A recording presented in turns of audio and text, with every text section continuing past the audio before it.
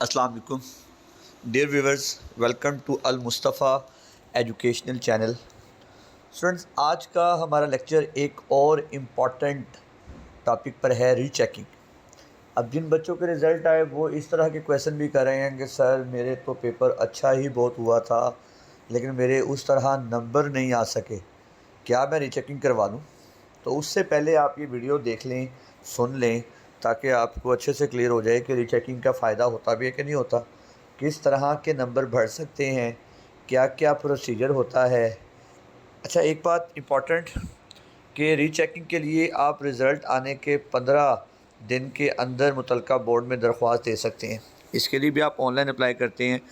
جیسے 20 اکتوبر کو رزلٹ آ چکا ہے اگر سیکنڈ ایئر کا، تو اب جو بچے سمجھتے ہیں کہ سر میرے پیپر بہت اچھے ہوئے تھے لیکن میرے اس طرح نمبر نہیں آئے، تو وہ ودن 15 ڈیز اسے اپلائی کر سکتے ہیں۔ پھر انہیں میسیج آئے گا، ڈیٹ اور ٹائم بتائی جائے گی، اس دن جا کے وہ ری چیکنگ کر سکتے ہیں۔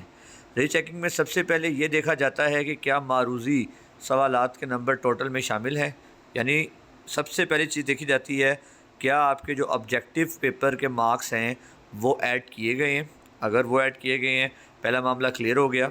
دوسرا معاملہ، دوسرے نمبر پر اس بات کو دیکھا جاتا ہے کہ پیپر کا کوئی صفحہ جو ہے، آپ کا پیج جو ہے، صفحہ مس تو نہیں ہوا، یعنی جو چیک ہی نہ ہوا ہو، جس پر ٹک نہ لگا ہوا ہو۔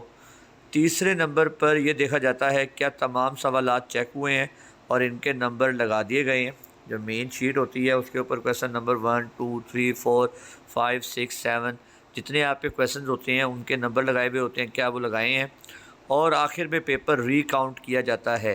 ری کاؤنٹ میں اگر کسی سوال کے مارکس کاؤنٹنگ میں رہ جائیں تو صرف وہی بڑھائے جاتے ہیں۔ یعنی یہ 4 چیزیں ہوتی ہیں، یاد رکھیے گا۔ ایک مارکس میں آپ کے نمبر، فار ایگزامپل 8 میں سے اس نے 2 نمبر دیے ہوئے ہیں اور آپ کہیں سر یہ تو ہے ہی پورے کا پورا ٹھیک، کس بیس پر 2 نمبر دیے ہیں؟ اس طرح کا کوئی چیلنج آپ ری چیکنگ کے دوران وہاں نہیں کر سکتے۔ جسٹ یہ جو 4 باتیں آپ کو بتائی ہیں، ایک بار میں پھر جو ہے ریوائز کر دیتا ہوں۔ صرف معروضی کے اگر سوالات آبجیکٹیو میں کوئی پرابلم ہو اور چیکنگ پرابلم ہو تو وہاں ٹھیک ہوتے ہیں۔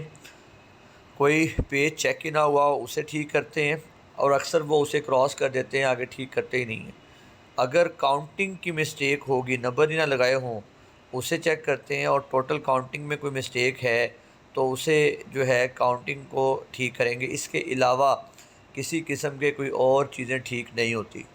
میں تو اکثر اسٹوڈنٹس کو یہی مشورہ دیتا ہوں، دیکھیں زیادہ کبھی کوئی فائدہ ہوتا ہوا تو نہیں دیکھا ری چیکنگ میں، لیکن اگر آپ اپنی تسلی کے لیے نمبر بڑھانا چاہیں، آپ واقعی سمجھتے ہیں بہت اچھا پیپر ہوا تھا، تو اکثر ایکسپیرینس یہ ہوا ہے کہ کئی اسٹوڈنٹس کے نمبر بڑھے بھی ہیں جن کے آبجیکٹیو کاؤنٹ نہیں ہوا تھا، آبجیکٹیو کے نمبر نہیں لگے تھے، یا کاؤنٹنگ میں مسٹیک تھی۔ چانس کم ہوتے ہیں لیکن چانس ہے کہ اس بیس پر نمبر بڑھ سکتے ہیں۔ آخر میں جو ہے آپ کا اگر کسی سوال کے مارکس آپ کے کم لگے ہیں تو وہ وہی رہیں گے۔ پیپر میں کسی بھی سوال کو دوبارہ چیک نہیں کیا جاتا، یہ تو میں آپ کو پہلے ہی بتا چکا ہوں۔ یہ میں تو کئی دفعہ اکثر اسٹوڈنٹس کو یہ کہتا ہوں، اس ری چیکنگ کہنا ہی نہیں چاہیے، ری کاؤنٹنگ کہنا چاہیے۔ صرف آبجیکٹیو بیس پر نمبر بڑھ جاتے ہیں یا کاؤنٹنگ کی بیس پر نمبر بڑھتے ہیں۔ اگر آپ کے پیپر میں نمبر کم ہے، آپ نے ٹھیک بھی لکھا ہوا ہے اور انہوں نے کراس کیا ہوا ہے، بالکل ہی 0 نمبر دیا ہے، اس بیس پر بھی آپ کے نمبر نہیں بڑھتے۔ اور امپورٹنٹ چیز تو اگر آپ کے مارکس بڑھ جائیں تو آپ نے جو فیس بھری ہے، آئی تھنک 750 فیس ہے جو آپ کے مارکس بڑھانے کے لیے ری چیکنگ پیپر کے لیے ہے، اگر آپ نے جو ہے نمبر بڑھ جائیں گے تو آپ کی وہ فیس واپس ہو جاتی ہے، ادروائز وہ فیس واپس نہیں ہوتی، بس وہ اوکے کر کے آپ کو بھیج دیتے ہیں۔ تو یہ ساری باتیں دیکھ کر سوچ کر آپ ری چیکنگ کے لیے اپلائی کریں۔ لیکن میں اکثر مشورہ دے دیتا ہوں اسٹوڈنٹس کو کہ اگر آپ آفر کو جو ہے بہت زیادہ کانفیڈنٹ ہیں تو آپ ایک دفعہ اپنی تسلی کر لیں، باقی تو جو ہوتا ہے یہ تو ہمارا اعتقاد اور ایمان ہے کہ ہمارے رب کی طرف سے ہمارے لیے بہتر ہی ہوتا ہے۔ تو امید ہے آپ کو ری چیکنگ کے حوالے سے بھی انفارمیشن کلیکٹ ہو گئی ہوگی۔ آپ اس بیس پر ابھی ٹائم ہے، جو بچے سمجھتے ہیں پارٹ 2 کے جو رزلٹ آ چکا ہے اور ری چیکنگ کروانا چاہتے ہیں وہ کر سکتے ہیں۔ ودن 15 ڈیز آپ رزلٹ اناؤنس کرنے کے بعد وہ اپلائی کر سکتے ہیں۔ اس طرح کی اگر کوئی اور جو ہے کوئری ہو تو آپ میسیج میں پوچھ سکتے ہیں۔ اس کے بعد انشاءاللہ ایک ویڈیو بنائی جائے گی جس میں آپ سیکنڈ ایئر کے بعد کون سی فیلڈ چوز کریں اور آپ کیا کریں وہ بتایا جائے گا۔ چینل کو سبسکرائب کریں تاکہ ہر آنے والی ویڈیو آپ تک پہنچ سکے۔ Thank you so much.